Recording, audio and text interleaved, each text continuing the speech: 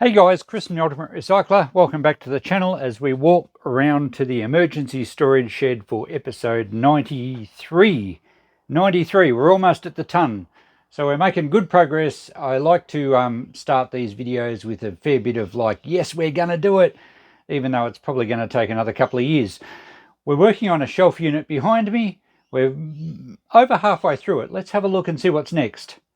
So we've worked our way right down this unit to this shelf, and that's where we had that antique trunk from last week, where we got some pretty cool things from. This end we better finish off. There's some old Bakelite meters, voltmeters, ammeters, and I'm not sure what that thing is. It could even be a military, like a lunchbox type thing. I've seen something like that before. There's a finishing sander, I presume, is in the box, and I think there's a circular saw or something behind that pile.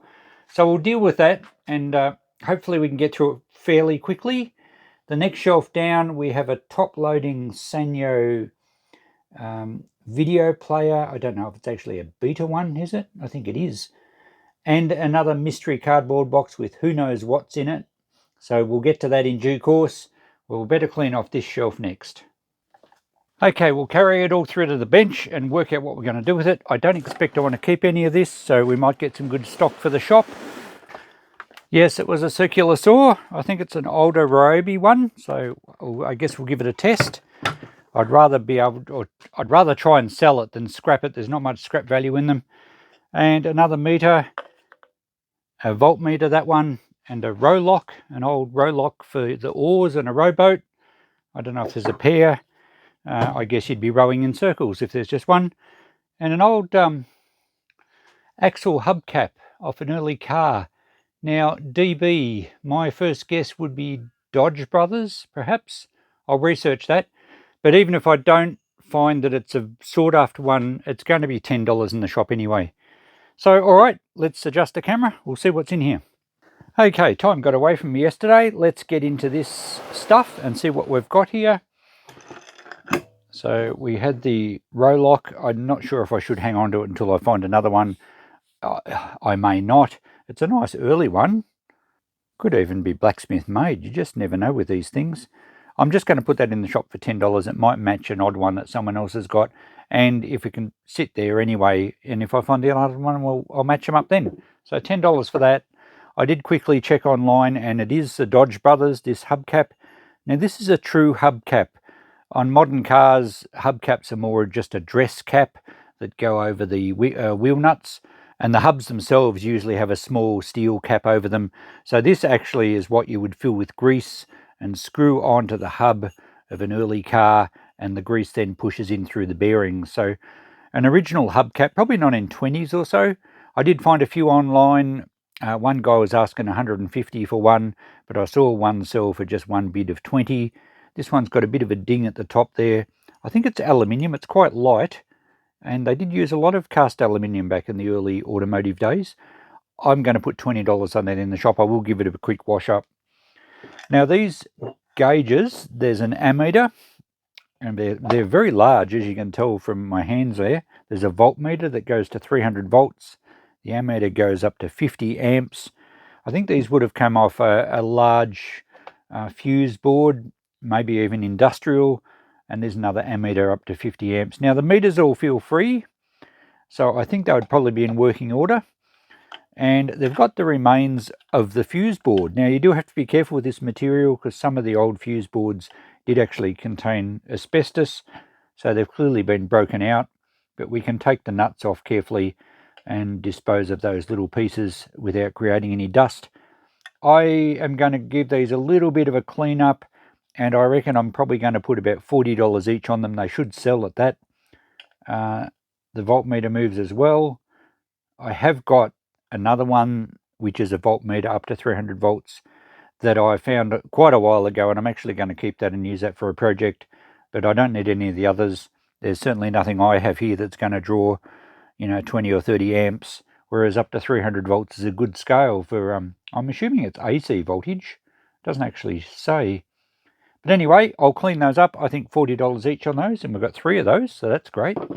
Now this tin, I think it was a military, like a mess tin for eating. Now, it might even have some marks on that plate. I'll clean it up a bit. They did have a swing over kind of handle, but it's been welded together. So perhaps two of them were put together, or maybe it was one that was hinged and someone's welded it up to make, like a storage tray.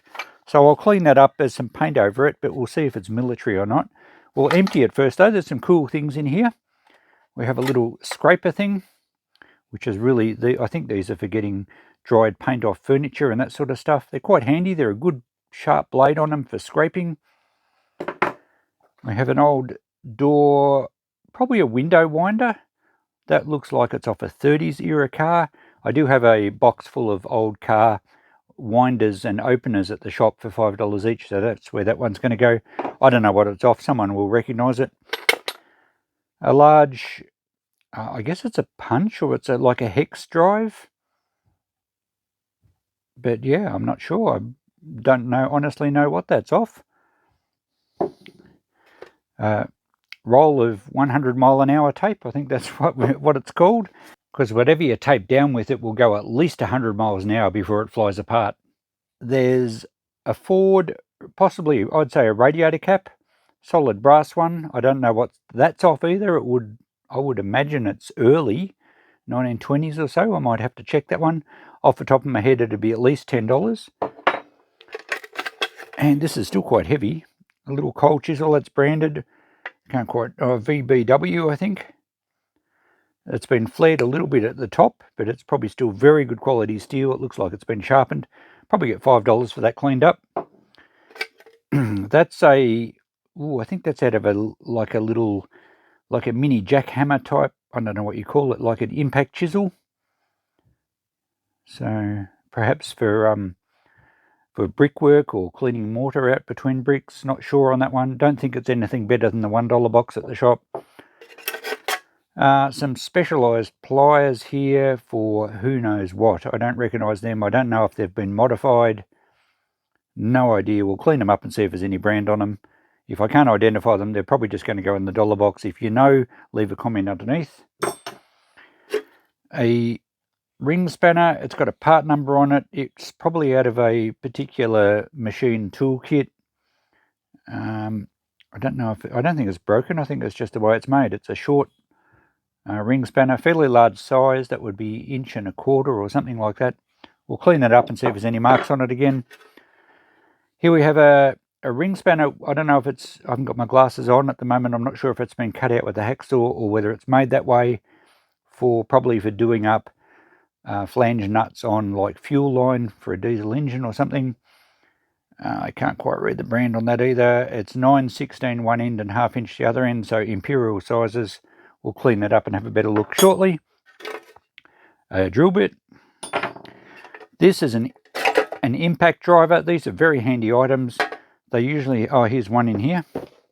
They usually have very solid, that's actually a Torx bit one. They have very solid little fittings that go in the end. Let me put this tin down. No, that doesn't suit it. I'm going to say I haven't seen one of these with a Torx bit, but I have one just behind me. Interestingly, I just found some of these in a box the other day from somewhere else, and I thought, I've got an impact driver somewhere. Well, now I've got another one. So they just take your normal screwdriver type fittings. There's a Phillips head, but if you've got a particularly tough one to undo, you can actually hammer this, and as you hammer it, it actually applies some rotational force as well, so that you jar the screw and it frees up the thread, and the extra hammering and the torque usually undoes the most stubborn screw. Very handy little piece of kit there. I'll keep that one in case I can't find my other one, but they are handy to have in the workshop, particularly if you're taking apart old rusty machinery, and they come with a range of bits which I've got, so I'll keep all these together. Price-wise, I've had them in the shop before, and I've sold them. If they're in a good condition in their original tin, I'd get $20 for it. This one, probably, I'd just clean it up a little bit, and I'd probably only ask 10, but I'm hanging on to these bits because I'm going to need them anyway. Okay, what else is in this tin? There's a large reamer for accurately opening out a hole and smoothing out the inside of it. So it's a specific size. I've got some reamers in a box somewhere. I guess I'll hang on to that one in case I need that size, and if I ever decide I don't need them, I can sell them as a set. The ridges still seem fairly sharp. They're very, very hard steel, so that they actually cut quite well, like a drill bit steel, but yeah, they used for reaming out holes. There's a small 3/8 drive extension, and we have a couple of deburrers, I think you'd call them. They're designed to go in a little air drill or something like that for, or you could probably even put them in a Dremel, although they might be a little bit big, for cleaning up holes, deburring, as the name suggests. And here we have an easy out, which is designed to get broken studs out of things, and it's still got the remainder of a broken stud jammed on it. So I have a tin full of easy outs, so we should be able to get that one off, and I'll keep that little one. That empties our tin. So you can see it's been welded together in the middle. And I think it's steel, it's not aluminium, it's too heavy. Definitely steel. It's probably could be stainless steel, magnetic stainless steel. And it's been painted on the front, so it's obviously been used as a parts drawer. But I might just try and get some of the paint off this front and see if it says anything. Let's have a quick look over the parts and things that I've cleaned up. I haven't looked at the circular saw yet, and I haven't even opened the box to see if there is a sander in there. We'll do those shortly. I cleaned the paint off the front of this, and there's nothing there. I thought it might have had a Department of Defense broad arrow or something like that. I've seen them like this before. I'm sure that's what it is. In fact, I think it was two rather than one and a lid. I don't think they had a lid. And you can see this one has some holes there where they've ground out the spot welds from the handle and just welded two together to make a parts drawer. I don't think it's of any real value. I'm probably just going to put it in the shred steel. I'm not going to wash it up and price it at the shop. I'd only put $5 on it anyway. So, look, it may even be handy in my shed here, but I'm not going to write down any value. Have a look at these gauges. Didn't they clean up beautifully? So we have 2 ammeters and a voltmeter, and they cleaned up great. I'm sure they're all in working condition. I'm going to put $40 each on those. And I saved all the screws. I've already put them aside. I'm going to keep them. They were nickel-plated brass mounting screws. They didn't all have them, so I think I'm better off just selling them without the hardware, and someone can put their own possibly polished brass screws through there. But really nice meters, those. I like them. Now, the rest of it, I'm keeping those few bits, as we discussed. The Dodge Brothers cap did clean up pretty good.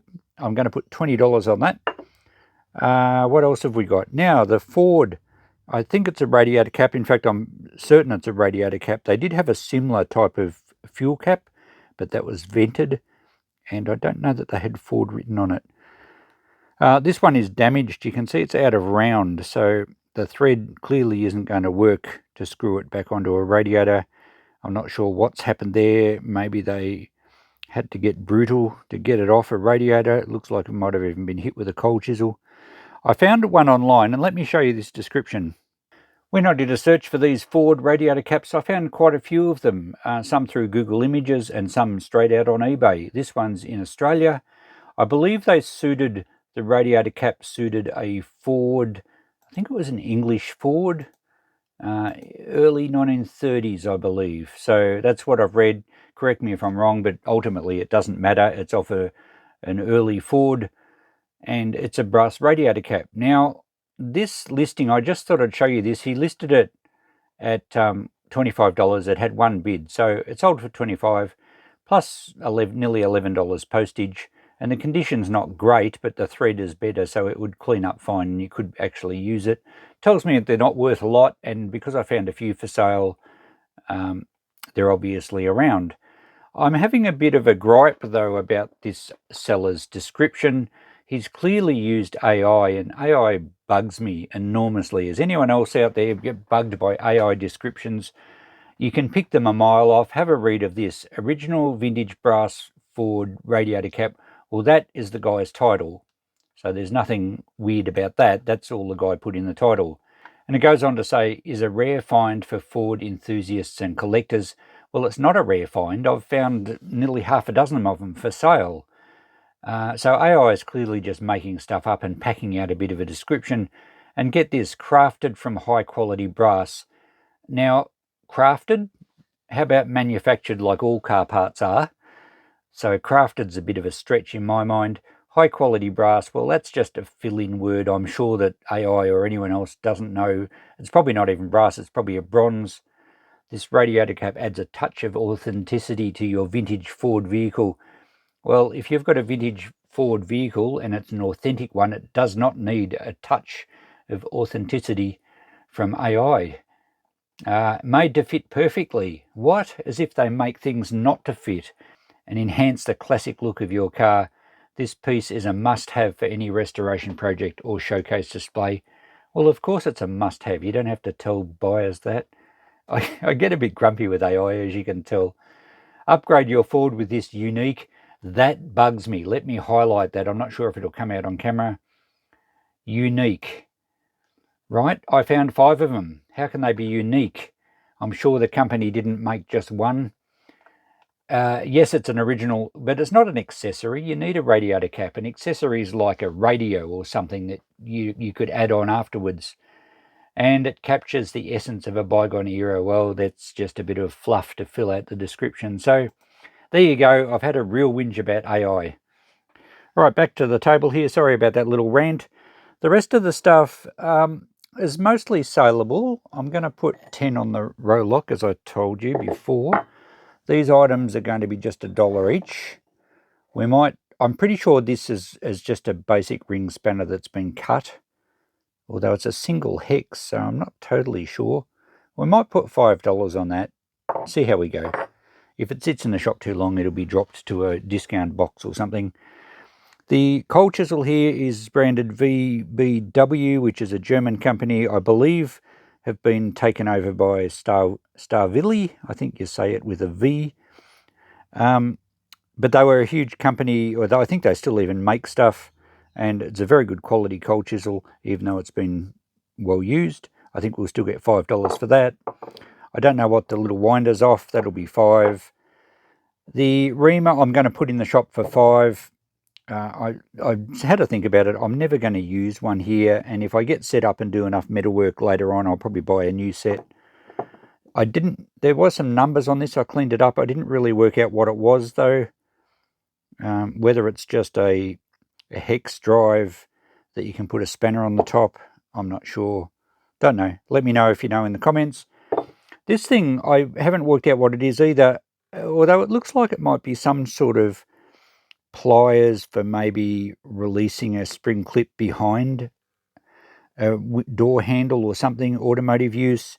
It does have little grippy type marks in there, so they're like pliers, but they're obviously specialized use. I think the handle's broken. I don't think it's meant to be like that.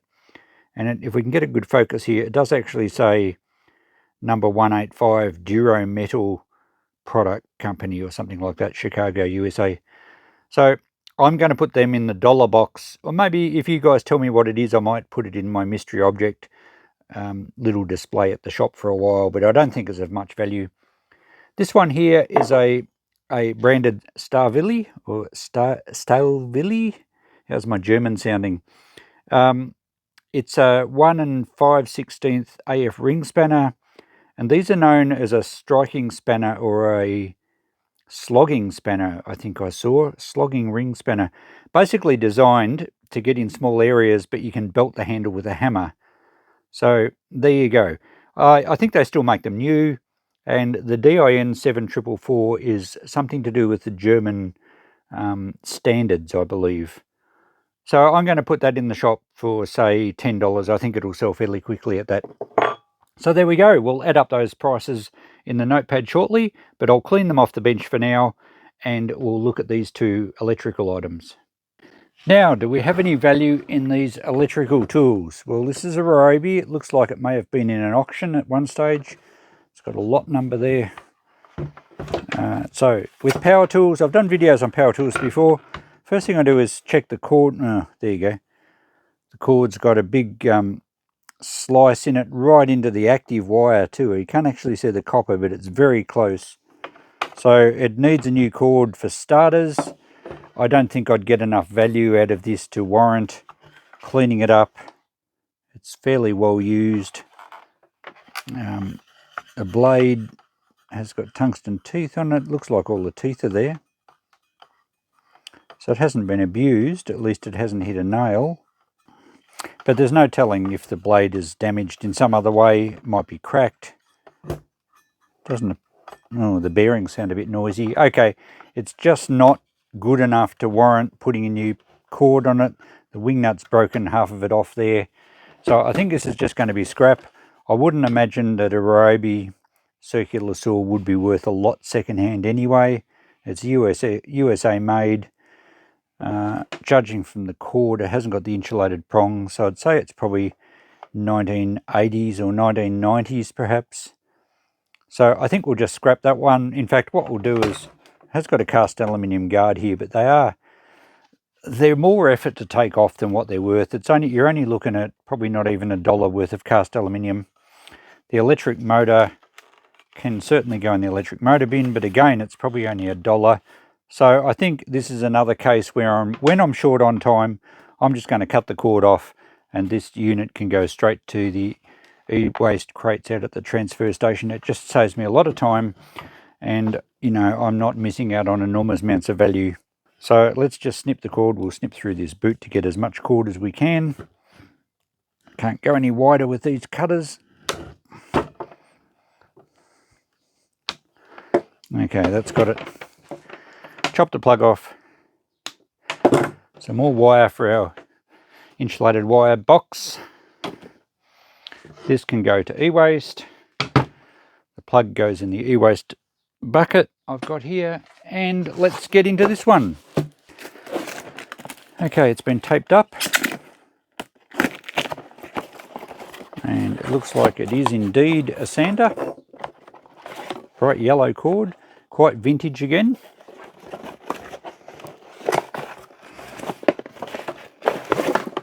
Yep, it's the same one. It's a Sturdy brand.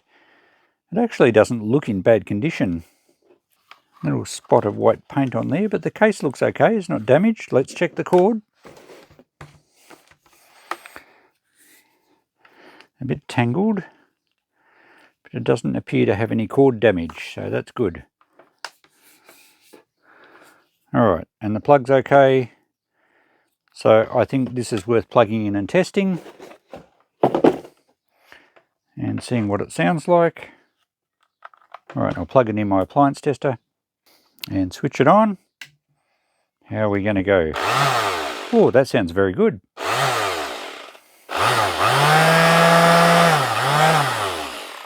Yeah, I don't think that's ever done a lot of work, Sounds very good. No nasty bearing noises. The motor doesn't appear to be arcing. Brushes are probably okay. I think we can put a safety tag on this. It passes the tests. It's a double insulated, so there is an earth pin, but it's double insulated, so there's no earth wire. So, okay, I think we'll probably just put about $10 on that. I'm not sure that Sturdy was such a good brand. It was possibly a hardware store line at the time. I won't look that up. Where was it made? It should say on the box. Oh, made in Australia. Well, there you go. Ah, it's a branch of Black & Decker, perhaps. Only genuine Black & Decker accessories should be used with Sturdy power tools. So there you go. They're either connected with Black & Decker or they had some sort of agreement. What else is in here? We've got the book in here, have we? Oh no, we've got a bonus piece of sandpaper. Unused. Alright, well I think I'll sell this. I'm thinking just $10. I will put a tag on it. But yeah, I'll check it out online, but that's what I think. Just $10 will probably pull it up. And that brings us to the notepad that I know you all love. And prices there pretty much as discussed. 3 of those meters at $40 adds up to quite a bit. $120 there, which is great. I didn't mention the Ford radiator cap. Because it's quite damaged, it's not really usable. So I just put $15 on there. I'm sure it'll find its way into someone's collection. And the other prices, I think, as discussed. And I didn't add in the $1 items or the things that I'm keeping. So we got a total there of $210. Isn't it always amazing how much it adds up to? And that figure takes us almost to $15,000 total out of that shed. And there's been a few extras over time too that I haven't added into that. Sometimes I've guessed on an eBay price and it's made a lot more. So we're just doing an approximate, so 15 grand worth of stuff out of that shed. Pretty much everything's sold. There's not much left in the shop that's sort of hung around. In fact, I can't think of anything off the top of my head. I know some of you guys that do call in the shop go around to especially the blokes area where a lot of these tools end up and say, oh, I saw that on your video and I saw that and I saw that. But honestly, not much of it hangs around. So thanks for watching, guys. Another episode done and dusted. I'll be doing another one shortly, which will be airing next week, probably when I'm at the farm, or I might put it up Sunday night. Depends how soon I get it up. Probably maybe Monday night. I'm heading to the farm Tuesday, so there'll be some more farm episodes next week. Thanks for watching. Catch you in the next video. Bye for now.